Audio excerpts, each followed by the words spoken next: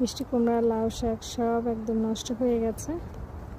যেখানে কয়েকটা জুকিনি ছিল তো ঢেকে রেখেছিলাম,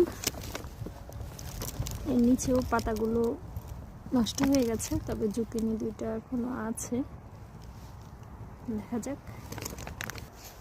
আর এই পাশে টমেটোগুলো এখনো ভালো আছে, গাছের পাতাগুলো সব তো মনে হচ্ছে নষ্ট হয়ে গেছে, আজকে উঠিয়ে নিব। আর এই পাশেও একটু ঢেকে রেখেছিলাম, কিন্তু এই যে সব নষ্ট হয়ে গেছে। টেম্পারেচার এভাবে নেমে গেলে আসলে কিছুই থাকে না। চিচিঙ্গার গাছটাও নষ্ট হয়ে গেছে, তবে এখনও কয়েকটা চিচিঙ্গা উঠানো যাবে। যে পাতার ফাঁকে ফাঁকে এগুলো বেশ কয়েকটি এখনো আছে, সব নষ্ট হয়ে গেছে সব।